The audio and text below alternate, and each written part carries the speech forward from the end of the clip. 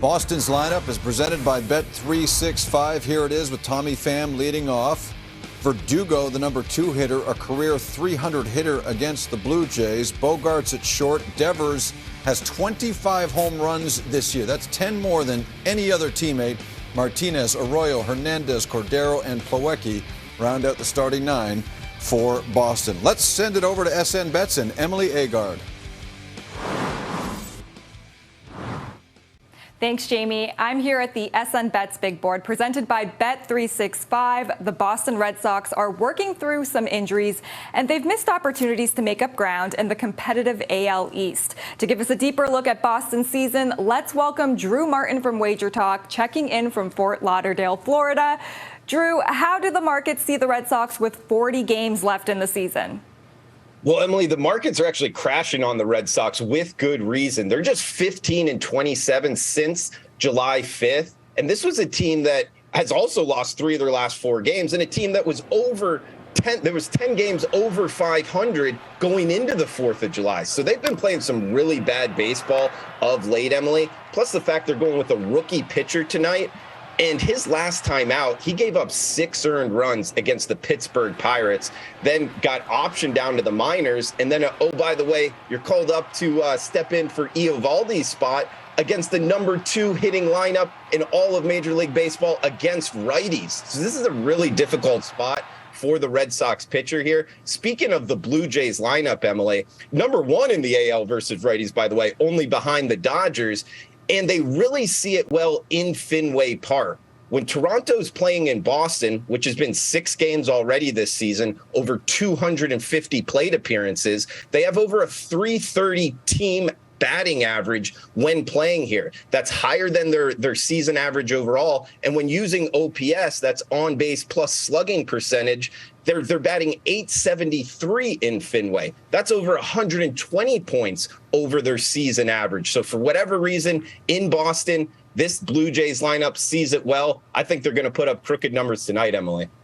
And Drew, it looks like if Toronto taps into the video game numbers it put up a month ago, outscoring Boston by 30 runs, it might be a long night for the Red Sox. Drew Martin, thank you for your insights. Jamie, back to you.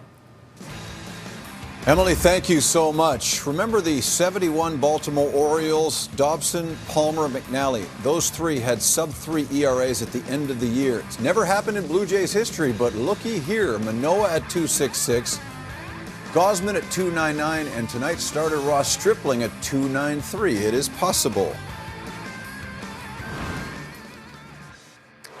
On Sunday in New York, we saw Manoah go 6 innings and only gave up a single earned run. However, here's Mike Petriello of MLB.com. And Mike, I'll use an auto racing analogy here. Are we starting to see a pitcher that's experiencing worn out tires and perhaps a little low on fuel? Well, if you look at the numbers, there is some evidence to back that up a little bit. Split his season into 2 halves, right? The first half was excellent. His ERA was under 1.7.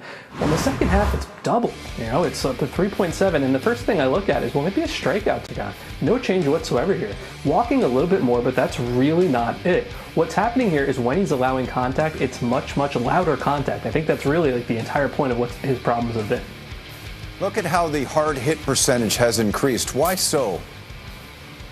The hard hit percentage has increased, and so is the barrel rate. A barrel is the perfect combination of exit velocity and launch angle. That has tripled. There's a couple things happening here, but I want to focus on his slider. And if you look at the horizontal break on his slider, it's really changed a lot. I mean, if you look at his first season last year, it actually increased as the year went on. It was really impressive. Well, this year it's sort of come back to earth a little bit. You can see in the graph he's lost 4 or 5 inches on the slider. And if you want to look at some real world examples, there's a couple of pitches we pulled to show you here. One of them was from earlier in the year against Trevor Story. And if you look at the slider here, 22 inches of break. That's a really nice looking pitch. And then against the left-handed hitter in Adley Rutschman, just 10 inches of break, and that's a home run. Now that kind of leads me to the other thing I wanted to talk about here. Manoah has enormous platoon splits. Against right-handed batters, he actually has the lowest on-base percentage allowed of any starting pitcher in baseball. On a list where the next guys are Shane McClanahan and Shohei Ohtani. But against left-handed batters, he gets hit much harder, and you can see that he's facing a lot more lefties as the months have gone on. All right, let's focus on one of the Blue Jays relievers. You have numbers that back this up, that one of the relievers has an elite pitch in the major leagues, and we're not talking about a Kevin Gausman type splitter here. You wouldn't think necessarily that Jimmy Garcia's fastball is one of the best pitches, one of the best four-seam fastballs in baseball, but that's actually how it's played so far this year. What I like to do is I like to look at run values, because what this does is it gives you the value of every single pitch, not just the outcomes. There's value in getting a first pitch strike. There's value in turning a 2-2 count into a strikeout as opposed to 3-2. And if you look at his four-seam fastball, it's actually been elite. It's been the best pitch of any pitch on the Blue Jays this year. It's been one of the best four-seamers in baseball. And what's happened here, he's thrown it 323 times. He's allowed 2 extra base hits. 56% of the time he throws it, it's a strike. And that could mean just getting an extra strike to help you in the count. It could mean a strikeout.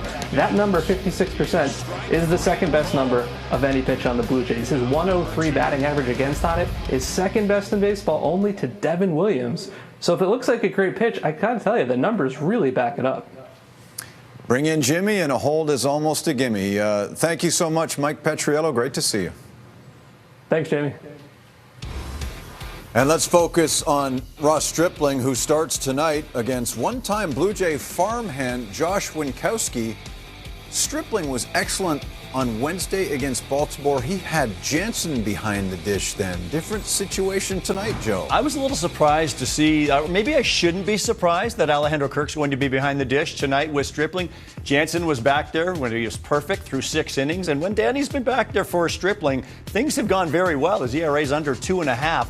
So I thought Danny would be back there again just for that familiarity of a pitcher who's coming off a great game. But, you know, Ross is a veteran type guy. I don't think it necessarily matters. He is going to work with whatever he has out there.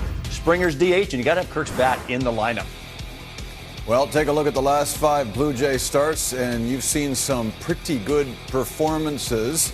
The only one of those games the Blue Jays lost was Manoah's 6 innings of work on Sunday against the New York Yankees. So let's see if Ross Stripling can keep it going.